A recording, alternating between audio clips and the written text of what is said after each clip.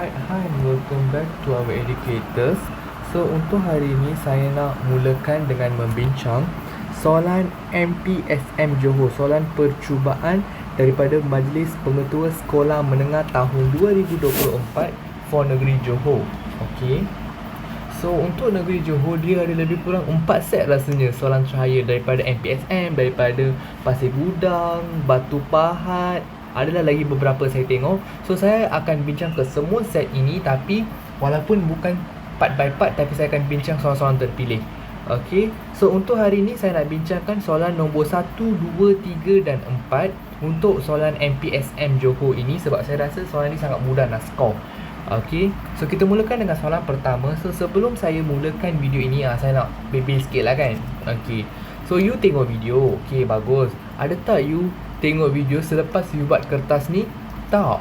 You sebelum buat kertas you dah tengok video. Jangan buat macam tu. You better print out the kertas, then baru you buat the video. Tengok the video, sorry. Okay, and then buat the checking on your answers. Faham tak? You jangan salah step. Sebab kalau you buat sambil tengok video, takut you tak fikir. Kita nak you fikir dulu. Understand? Okay, itu pertama. Okay, yang kedua, kepada yang sangat setia menyokong channel Educator selama ni, terima kasih sangat-sangat sebab kita dah hit 1000 subscribers for sure. So saya punya target adalah saya nak hit 10,000 subscribers. So tolonglah kalau boleh you guys share my channel to more people so that a lot of people know dan ramai dapat A+ for chemistry. Ingat, you tak share, you tak dapat A+, you jangan salahkan saya. Saya doakan berapa ramai yang subscribe, berapa ramai yang share video ni, berapa ramai yang promote video ni kat kawan-kawan orang, promote channel kita kat kawan, semoga semua itu dapat A+. Alright, itu kedua.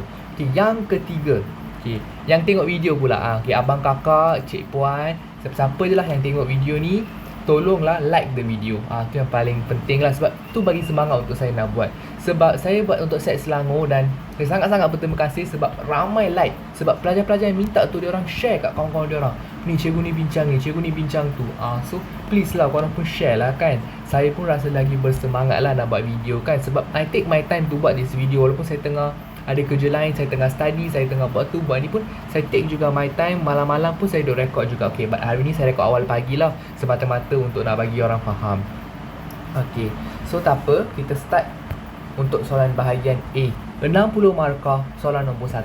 Okay, Raja 1 menunjukkan produk kosmetik, okay, yang dapat memberikan penampilan yang cantik, betul, dan meningkatkan keyakinan seseorang. Itu kelebihan kosmetik lah. Okay, so ramai student tak suka bab kosmetik ini. Kenapa? Sebab itu banyak melibatkan hafal. Tapi you ingat, kalau you tak nak hafal, you memang tak boleh score bab ni.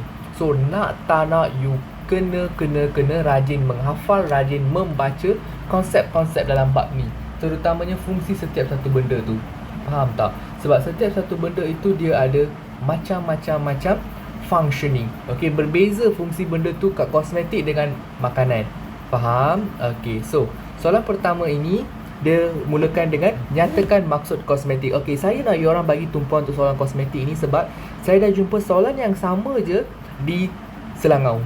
Selangor set 2 pun macam ni juga soalan dia. So please bagi tumpuan kosmetik ini, saya rasa akan naik tahun ni. Memang sangat hot, glamour sangat dah. So bagi tumpuan untuk bab kosmetik ini.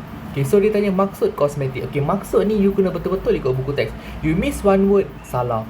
Okay, so macam mana kita bagi maksud? Okay, kosmetik ini dia sebenarnya produk atau bahan. Ingat semua word yang saya bagi kat sini adalah bukan rekaan saya.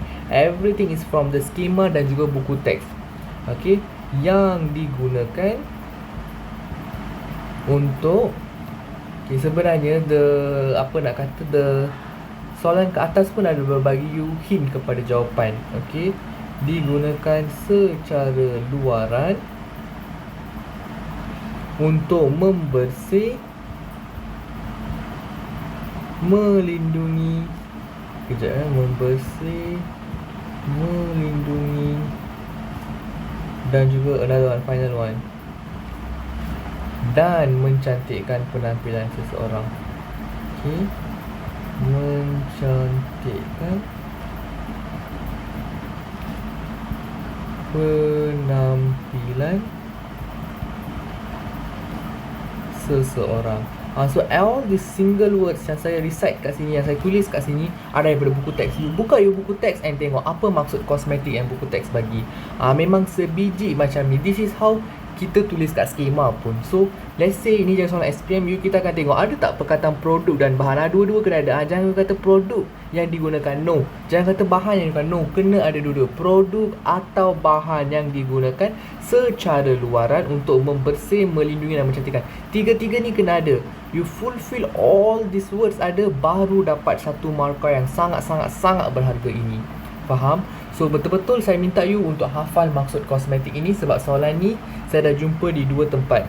Satu di Selangor, satu di Johor. Tak tahu lah lepas ni di MRSM ada ke tak tahu.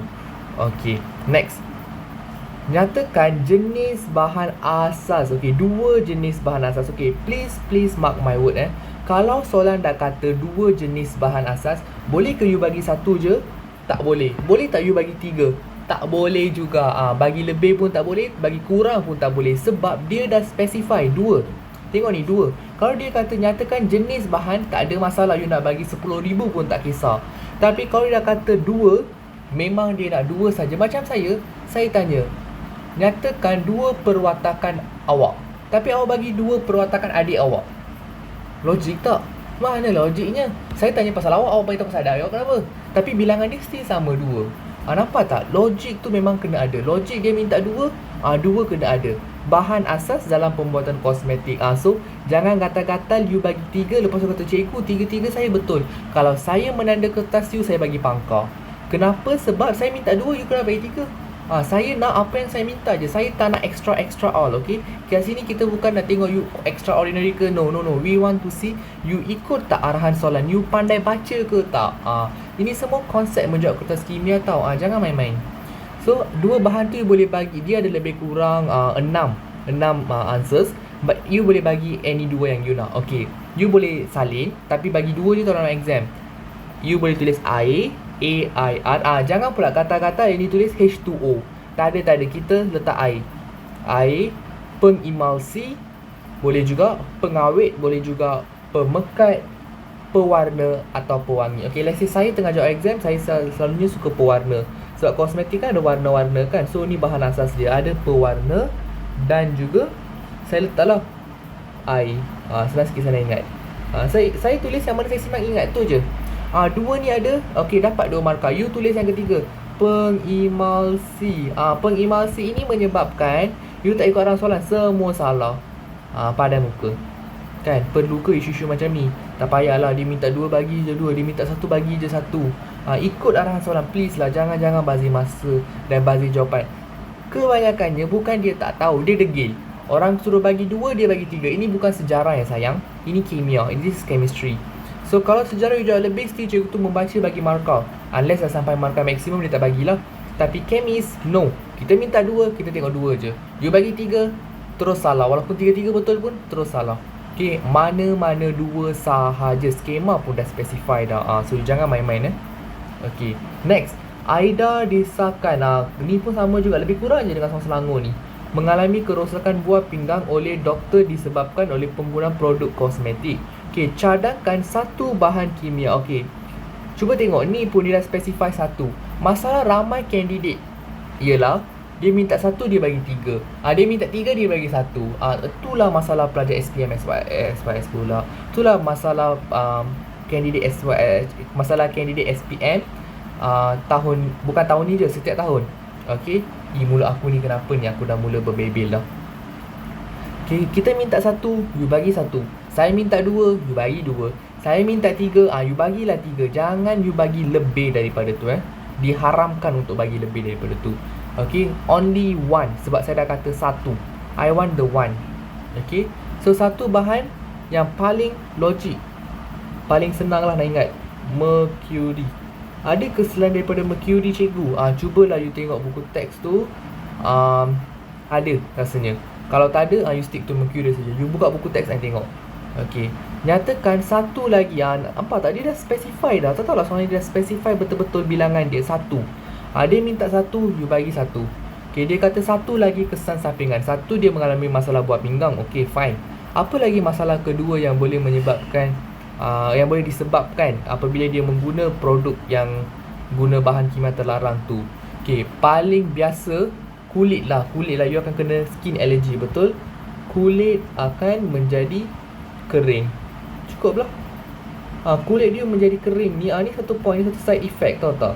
Okay, kulit normal lain sikit, kulit kering lain sikit, kulit apa nak kata, yang jenis merengsa lain sikit, sensitif lain sikit. Everything is different aspects.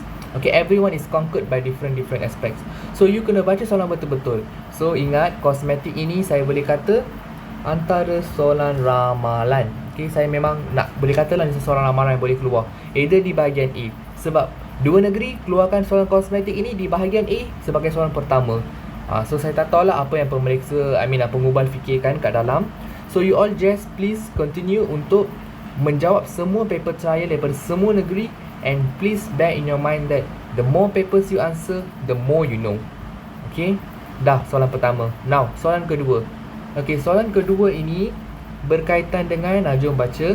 Raja 2 menunjukkan perwakilan piawai bagi unsur-unsur dalam kumpulan 17. Okey, perwakilan piawai bagi unsur-unsur dalam kumpulan 17. Okey, so kumpulan 17 you kena tahu apa nama dia dulu sebagai permulaan. Okay. Then now, cuba you fikir, ini soalan bab mana ni? Kalau perwakilan piawai you belajar kat bab mana? Fikir, you tahu ni you belajar kat bab 2 tingkatan 4, which is pasal jirim dan struktur atom. Betul? Okay, so now kita ada 4 set.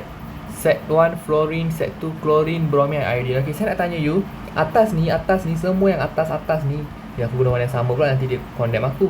Okay, yang atas ni, yang aku guna warna light ni, okay, yang ni apa? Dan yang bawah ni, yang saya guna, okay, this dark color, this filler. Apa yang dimaksudkan dengan nombor-nombor tu? Okay, ingat, yang atas ni, kalau perwakilan piawai, yang duduk ke atas adalah you punya nombor apa? Nombor nukleon.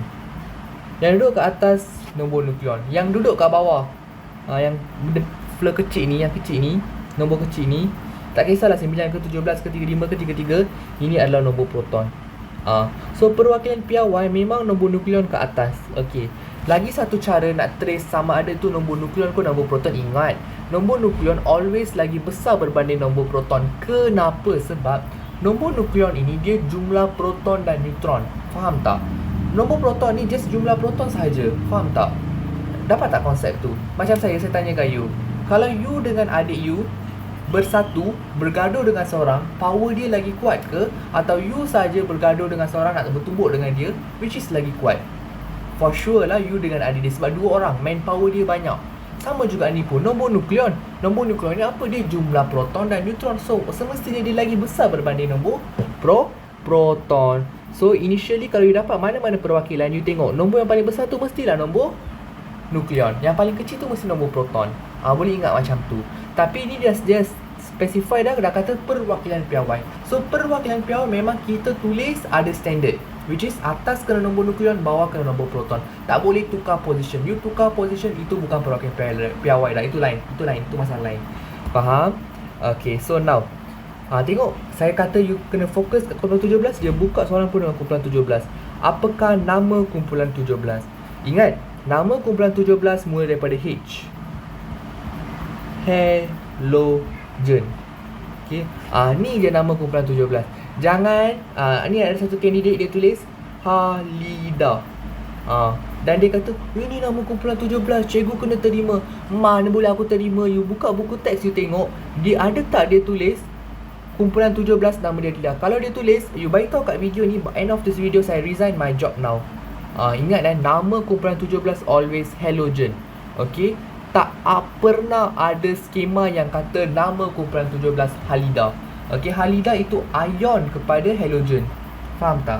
We don't want to talk about ion kepada halogen awal. We want the name. Apa nama tu sahaja. Saya tak tanya selain daripada tu. So, kalau saya tanya nama kumpulan 17, halogen. Kalau saya tanya nama kumpulan 18, gas adi atau gas nadir. Kalau saya tanya nama kumpulan 1, logam alkali. Cukup. Tu je. Okay, jangan you pusing-pusingkan atau menyusahkan diri you dengan fikir over from the question. Alright? Okay. Next question. Nyatakan warna gas klorin. Okay. warna gas klorin. Ingat, kumpulan 17 ni you belajar pasal sifat fizik dia. Memang berkenaan dengan sifat fizik dia sudah diterangkan di buku teks. So jangan ada pelajar kata dia tak tahu. Okay, memang buku teks dah takes time, dah terang benda ni. You boleh tengok the 4.7 subtopic. Okay, dia memang terang. Okay, so kalau ditanya warna gas klorin, sangat famous soalan ni. Warna dia, aku guna highlighter pula, kuning kehijauan. Okay, this is the only answer yang skema terima for this particular question. I tak tahu. Okay, ada student dulu tulis kuning pucat, macam rasa diterima juga. Tapi this year skema dah specify, dah kata dia only want the kuning kehijauan only. So mai saya tunjuk kat buku teks benda ni. Kalau saya tak tunjuk nanti kecoh pula kan. Saya tunjuk jugalah. Let me open the textbook. Sekarang kat bab 6. Yelah, kita sekarang tengah revision bab 6 untuk topical. Untuk set exam, kita tengah main random je revise whatever set that I fikir saya nak revise, yang logik, yang mungkin berkait dengan soalan SPMU.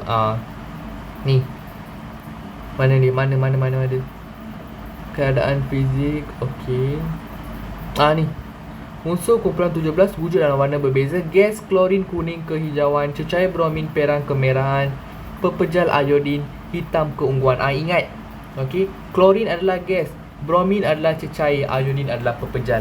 So setiap ni berbeza dari segi sifat jirim dia, sifat dia, dia punya keadaan fizik, keadaan fizik dia berbeza, dan juga warna dia. Kalau klorin, whatever say after this, no kuning pucat, only kuning kehijauan. Kalau dia kata iodin, perang kemerahan. Iodin hitam keungguan. Kalau bromin, perang kemerahan. Faham? So jangan salah Lepas ni jangan bawa punya reference book kata kat saya, cikgu, warna gas klorin reference book saya kata kuning pucat boleh. No, saya tak terima. Saya ikut buku teks. Buku teks memang kata kuning kehijauan. Dah terangkan kepada you. You punya rujukan utama adalah buku teks. So buku teks kata kuning kehijauan, memang saya guna kuning kehijauan. Okay. And just now nama kumpulan tu, kan saya dah kata kan, saya akan tunjuk juga. Ni unsur kumpulan 17 dikenali sebagai halogen. Nampak tu? Dikenali sebagai halogen. Itu je nama dia. Ada tak dia tulis halida kat sana? Tak ada kan? So nama dia halogen sahaja. Alright. Okay, done. Saya nak you buka this page while tengah menjawab soalan ni.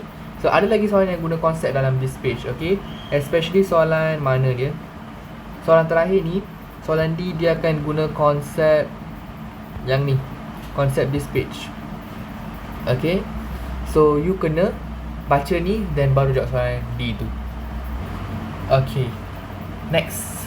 Antara unsur-unsur dalam Raja 2, ni Raja 2, yang manakah digunakan sebagai bahan dalam pemadam api. Okay, terima kasih untuk like video saya. Okay, so ingat, untuk kumpulan 17 ini, you belajar kegunaan untuk 3 unsur sahaja, which is yang ni dan yang ni. Fluorin you tak belajar mana-mana kegunaan dia. Kenapa? Okay, kenapa tu sebab fluorin ni sangat reaktif. So kita tak belajar mana-mana dia punya tindakan. Faham tak? Dia punya kegunaan. Kita hanya belajar tindak balas klorin, bromin dan iodin. Okey, tiga-tiga tu ada tindak balas spesifik. Okey, but digunakan dalam bahan pemadam api ini menjadi soalan famous untuk last year paper 1. And this year dia masuk sebagai soalan paper 2. So dia twist soalan sikit-sikit je. Okay, so you kena tahu semua kegunaan unsur kumpulan 17 as well. Dan this one, now you rasa klorin ke, bromin ke, iodin? Ingat, iodin ni digunakan sebagai disinfectant. Okay, apa tu? Ni pun kena buka buku teks dulu kan. Nanti tu pun dia orang kata cikgu saya tak tahu. Mengganggu lah. Mana disinfectant? Ni. Okay. Klorin digunakan dalam peluntur. Clorex tu, Melayu guna Clorex tu kan. That is what peluntur. But you can write Clorex, you can tulis peluntur. Bromin digunakan dalam bahan pemadam api. So jawapan dia apa? Bromin. Okay, tapi candidate sini kan, saya kata antara unsur-unsur dalam Raja 2. Okay, so mention betul-betul unsur mana. Alright. Okay, so you rasa unsur mana sekarang? Unsur bromin lah. Okay, unsur bromin. Bromine ni macam solar, saya nampak dia punya aplikasi. Okay. And final question. Atom fluorine lebih kecil daripada atom chlorine. Macam mana tu lebih kecil? Cuba tengok nombor proton. Fluorine 9, chlorine 17. So kalau you lukis darjah susunan elektron tu, which one akan besar? Of course lah chlorine akan besar sebab dia ada 17 proton, meaning dia ada 17 elektron as well.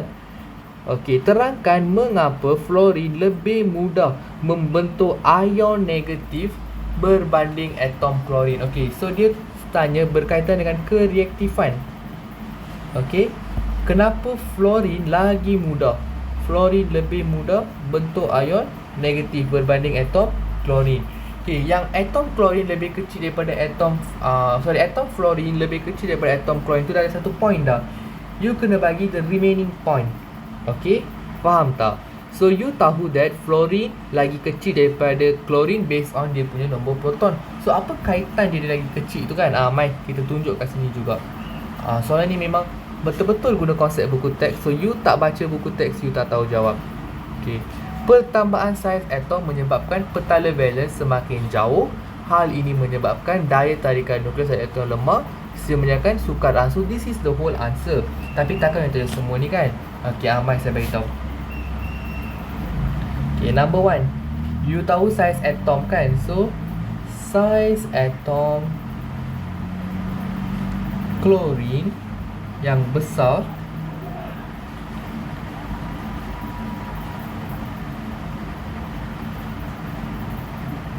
menyebabkan petala valens, okey, petala valens atom unsur chlorine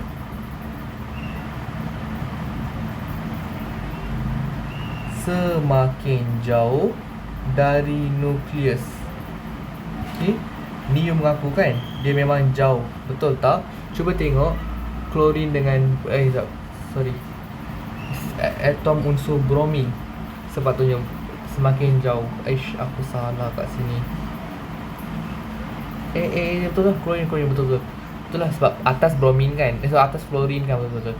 Okay, sebab fluorine lagi kecil. Okay, so chlorine besar menyebabkan petala valens atom semakin jauh dari petala valens. Okay, so when dia punya petala lagi jauh dari valens, dari petala valens, petala valens, apa kesan dia? Okay, kesan dia lah markah kedua you, which is you bagi tahu hal ini menyebabkan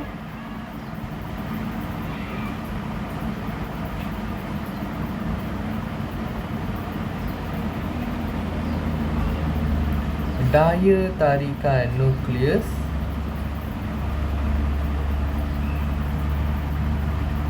terhadap elektron semakin lemah.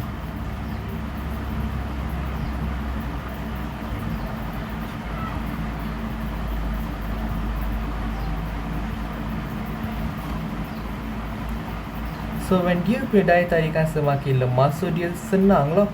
Okay, sorry, dia punya daya tarikan semakin lemah. So ada tak senang atau susah untuk dia nak tarik elektron penuhkan petala? Susah, betul tak? Okay, so kalau fluorine dia kecil, so dia punya daya tarikan mestilah kuat, betul tak? So senang dia nak tarik ion daripada luar untuk capai kestabilan jadi ion negatif, betul tak? Senang untuk dia nak tarik elektron dari luar untuk jadi ion negatif. That's the concept. Okay, so soalan ni melibatkan konsep semata-mata. Okay, kejap saya tulis dulu.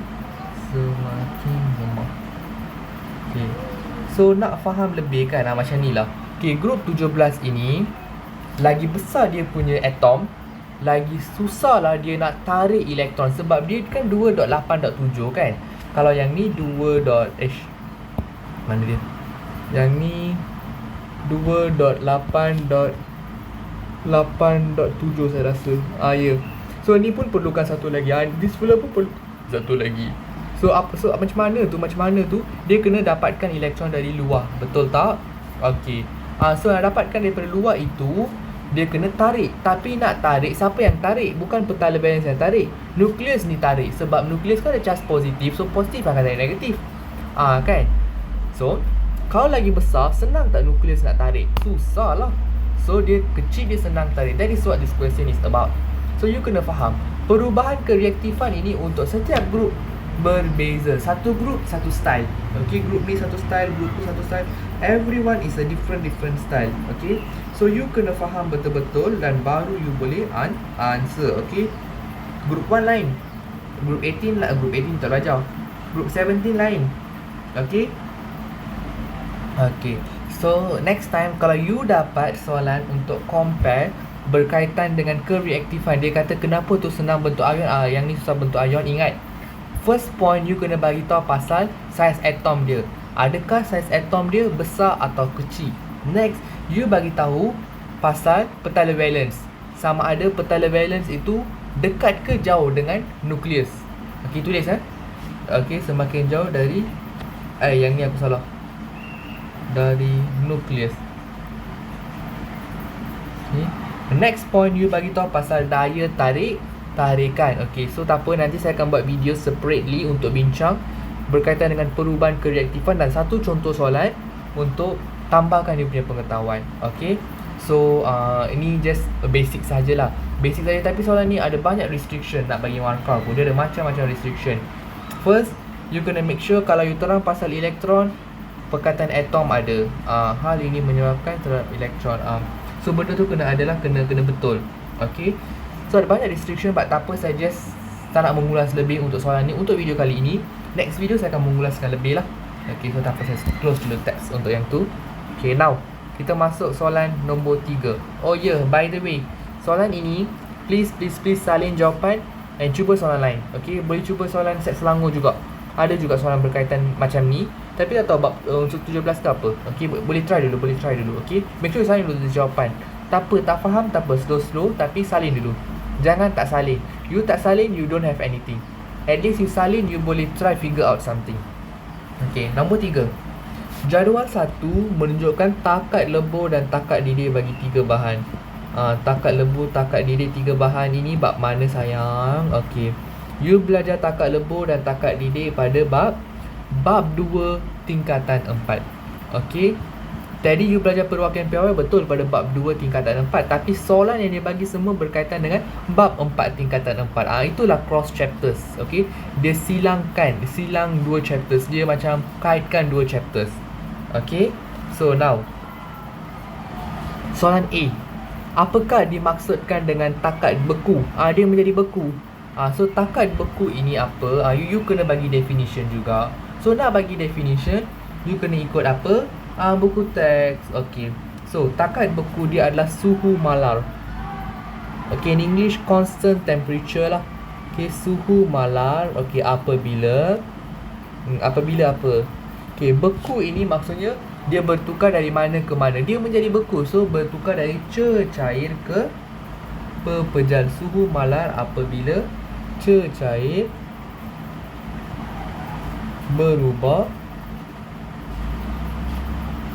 menjadi pepejal pada ada favorite word dalam pada ataupun pada tekanan tertentu. So this is the complete answer. Okay, suhu malar tu wajib ada. You jangan kata suhu sahaja, salah. Okay, you kena mention suhu malar. Okay, jangan kata suhu sahaja, memang wrong. Okay, suhu malar maksudnya pada this specific temperature baru dia jadi kepada cecair. Kepada pepejal. Kalau sebelum tu tak. Okay, we want to mention the specific. Sebab nampak tak kat sini dia kata takat lebur 80. Maksudnya sentuh 80 baru dia melebur. Kalau 79 tak melebur lagi. Kalau 81 dah melebur dah. Okay, so that is the clearest explanation that we want. So this question memang tricky juga. Suhu malar wajib ada. Berubah ni wajib pada tekanan tertentu. Ni ramai miss. Okay, sebab untuk takat-takat ini dia ada 2 pengaruh. Okay, satu dipengaruhi oleh suhu, satu dipengaruhi oleh tekanan. Okay, tekanan atmosfera lah. Alright, so nak jawab soalan takat suhu, takat beku, takat lebur ni, you kena betul-betul tengok buku teks. Okay, tengoklah di glossary tu, memang diberi maksud benda ni. Okay, and then nyatakan bahan yang wujud dalam keadaan gas pada 10 darjah Celsius. 10 darjah Celsius. Okay, highlight. Okay, dia tanya bahan mana yang wujud pada tu kan. Okay, So takat lebur ini dia melebur. So maksudnya dia melebur daripada pepejal kepada gas. Didik ini dia jadi cecair kepada gas. Betul tak? Okay, cecair to gas. Kan?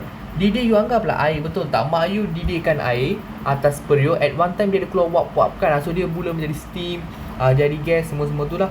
Okay, so dia tanya 10 darjah Celsius yang mana gas. Okay, so kita kena buat number line lah. Okay, yang ini, okay, yang P ni kan. Okay, buat number line macam ni. Yang saya buat kat sini lah. Okay, takat lebur ni maksudnya dah sentuh 80. Dah sampai 80 ini, dia dah cecair. Sampailah 217, 218, dia dah jadi gas. So bawah-bawah ni dia adalah pepejal. 10 ni maybe kat sini, so dia tak ada kaitan, dia masih lagi pepejal. So P ni tak boleh. Takat lebur ni you kena pay attention sikit. Okay, so jom tengok R. Okay, R ni pula. Okay, kejap. Okay, negatif 101. Okay, ni negatif lagi belakang. Okay, sebab negatif 35 dulu kan. Okay, ni negatif 101. Okay, so sentuh je 101 ini takat lebur. So down dia maksudnya negatif 100 semua-semua tu lah. Okay, yang semakin ke this side. Okay, so yang tu dah sentuh this point and to bawah, dia dah jadi cecair. Betul? Dan dah sentuh negatif 35 dan ke bawah dia dah jadi gas. So negatif 10 ini semakin this side lah, dah gas lah. Negatif 10 plus 10. Okay, dah gas. Okay, tak apa, on dulu. Okay, kita try another one. Okay, you kena faham maksud takat lebur, takat ini baru boleh buat this number line. Okay, buat line balik. Okay, susun. Okay, 810. Okay, maybe 810 kat sini. Okay, 801. Sini 1413. Okay, sentuh 810 dia kata takat lebur. Betul tak? Takat lebur dia 801. Sorry, 801 tu takat lebur dia. So takat lebur ni apa? Pepejal kepada cecair. Maksudnya sentuh 801 dia dah cecair dah. Dan seterusnya sampailah 1412. So sebelum ni apa? Kalau sini cecair, sebelum ni mestilah pepejal. Betul tak? Pepejal baru bertukar jadi cecair. Sebab takat lebur kan pepejal kepada cecair. Betul tak? So mesti sebelum ni pepejal, ni cecair. Sentuh ni dia dah jadi gas. Dan onwards ini sampailah bermilion-milion pun dia juga gas. So yang ni pun tak ada kaitan. So you rasa yang mana paling tepat? Which one? P ke R ke S? Of course lah R. Okay, kenapa R? Saya semua sekali. Ni you punya garis nombor. Okay, you first negatif 101. Ni negatif 101. Dan ni negatif 335. Okay, atau you nak susun like you nak susun, kalau you nak susun secara normally kita susun macam ni kan, like this.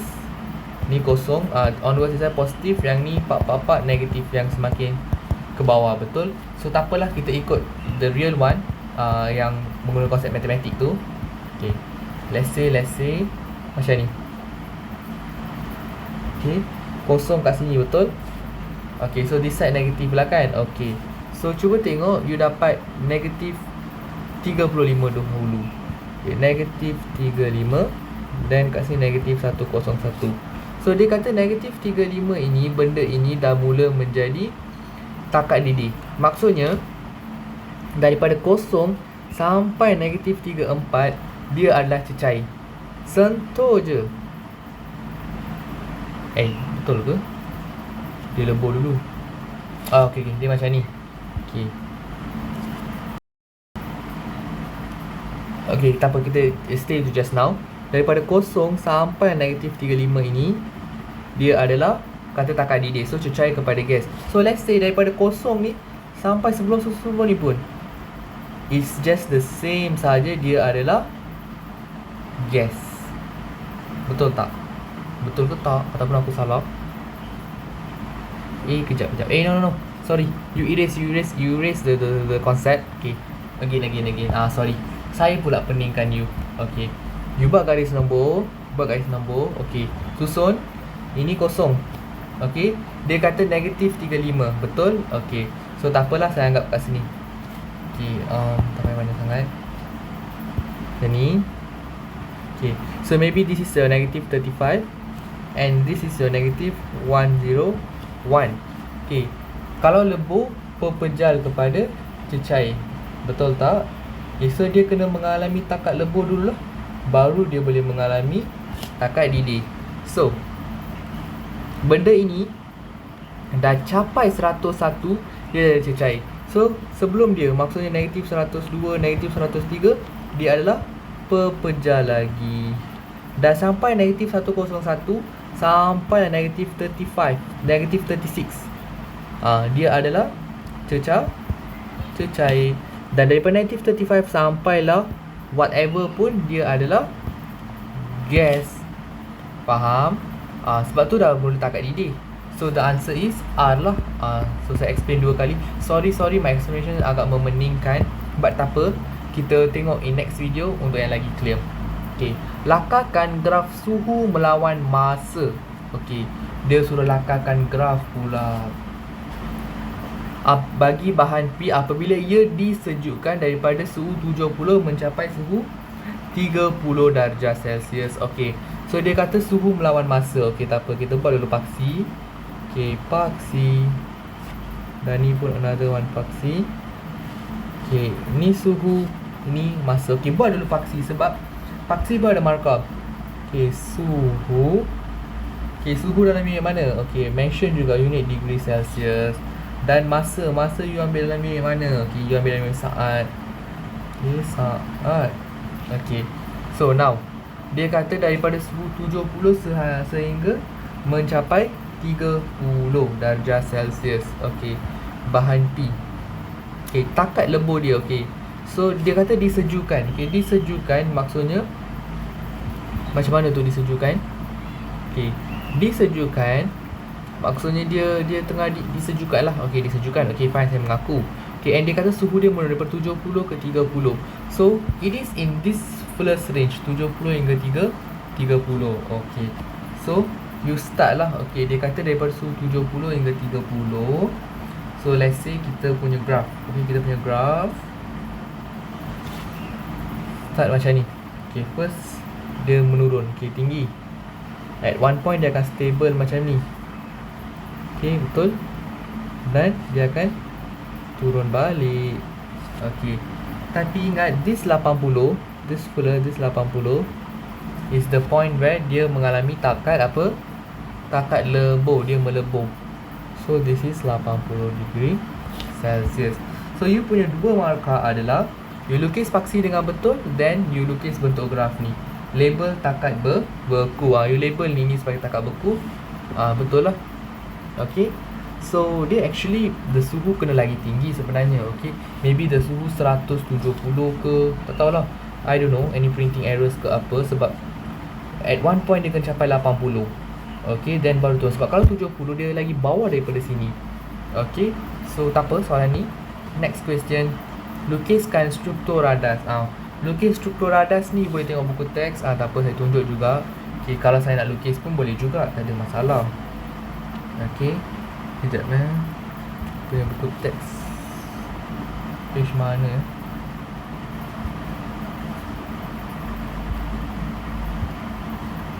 radas. Ni. Okay, bagi penyejukan. This is the radas. Okay, itu pemanasan. Ni penyejukan. Okay, kita kena lukis radas macam ini. Wah, complicated nak lukis.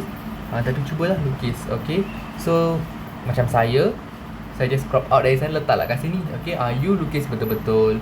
Okay, label lah, label betul-betul. Okay, kejap. Ni my drawing. Saya just crop out from the textbook lah. You kena lukis dalam exam. Saya tak apa, saya dah pandai dah. Okay, dan ingat, you buat raja, you kena label. You tak label, tak dapat markah. So you punya markah pertama, you lukis raja ini. Markah kedua, you label satu benda ni. You tak label satu, you hilang markah. Macam tu lah konsep dia. So ingat betul-betul lah susunan radas ni sangat penting. Okay, next question 4A. Okay, Raja 3 menunjukkan carta alih bagi latex. Latex ini dia berkaitan dengan mana? Dengan bak polimer.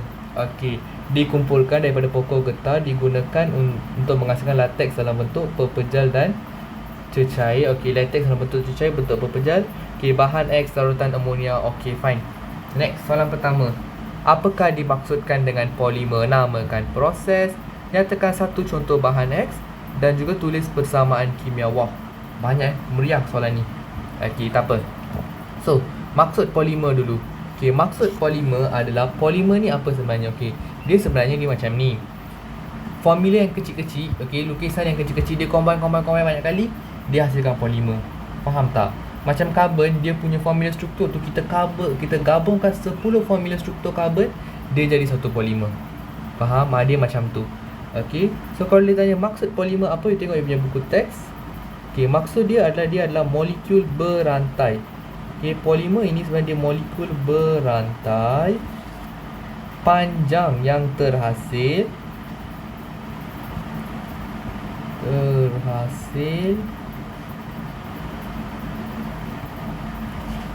daripada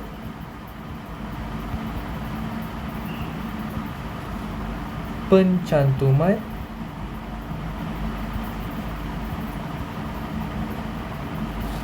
banyak ulangan unit asas.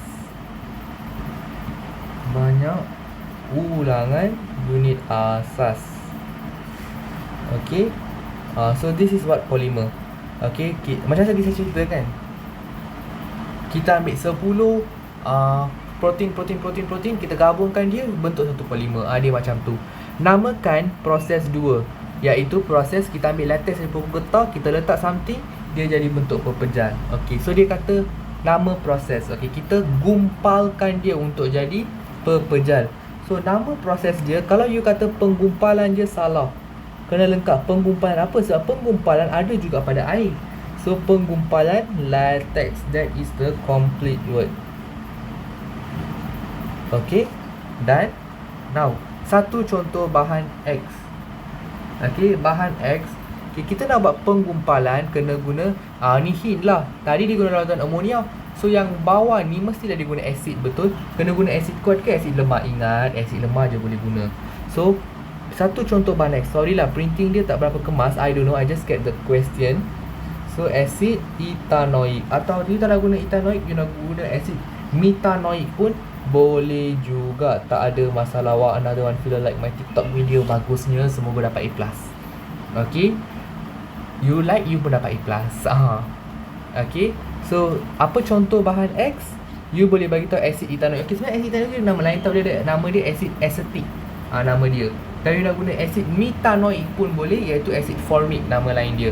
You tak nak pening-pening, simple je. Kalau penggumpalan latex guna asid apa, mention je asid ethanoic.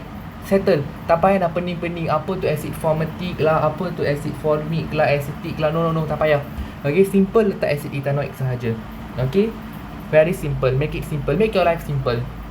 Okay, and next question, pasal plastik. Dua contoh plastik yang digunakan secara meluas dalam kehidupan.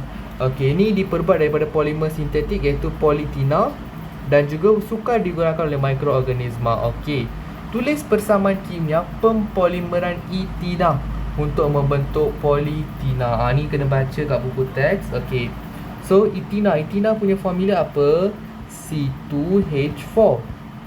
Betul, dia menghasilkan polietina. So maksudnya sama juga formula dia, C2H4.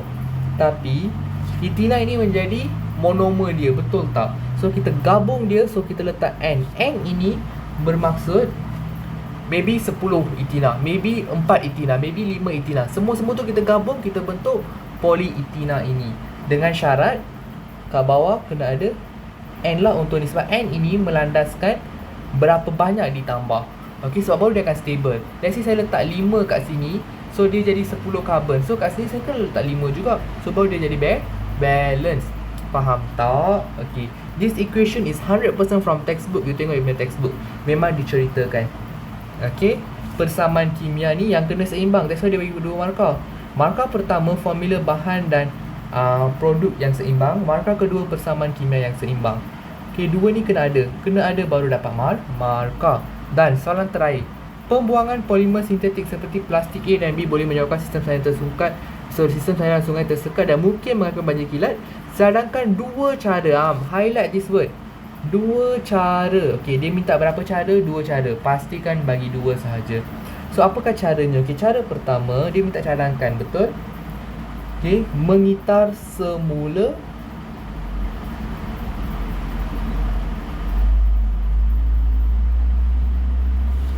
atau menggunakan semula plastik ataupun polimer sintetik.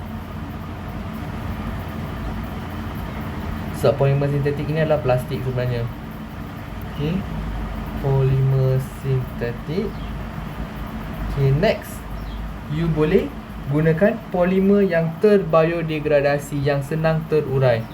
Menggunakan polimer terbiodegradasi. Susah sebut betul. Terbiodegradasi. Terbiodegradasi. Aku betul ke atau aku salah ni? Kejap, aku nak check juga.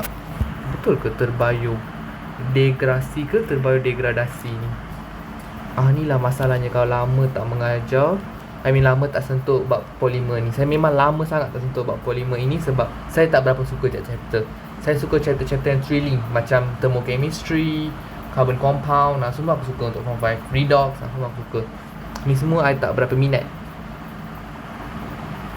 Okey, tapi nak buat apa kan? Buku teks dah keluarkan, kena dah juga saya study, saya mengajar ke orang. Okey, terbiodegradasi. Betul. Ada salah. Okey. That's why lah ingat macam yang salah ke sebab skema dia tulis terbiodegradasi saja. Terbiodegradasi. So apa maksud terbiodegradasi? Dia boleh diuraikan oleh bakteria. Okey, dan kalau diuraikan oleh cahaya, fotodegradasi. So bio maksudnya agent bio, which is bacteria, something like that. Okey. So soalan chapter ni pun dah jumpa beberapa kali. So pay attention. Ada lagi tak soalan? Lepas soalan nombor 5. Video ni dah panjang sangat dah. So tak apa, saya stop sampai sini dulu. Bincang first 4 question untuk set MPSM Johor, which is mencabar juga set dia, terutama soalan yang ni, yang C1 ni. But other than that, lain question semua best, menarik. So sesiapa nak jawapan kepada semua soalan ini, you boleh check di channel TikTok kita. Saya akan post solution bertulis, atau di bayar shorts YouTube pun boleh tengok. So itu saja daripada saya untuk video kali ini. Sorry untuk video yang panjang. Next video akan lagi panjang terpaksa. Saya akan bincangkan bahagian B. Okay, tapi saya akan bincangkan soalan asing-asing lah. Ada 2 soalan kan. Satu video untuk soalan ni, another video untuk another soalan. Macam tu. Okay, so itu saja daripada saya. Make sure you cuba bahagian B dan bahagian C. Okay, bye.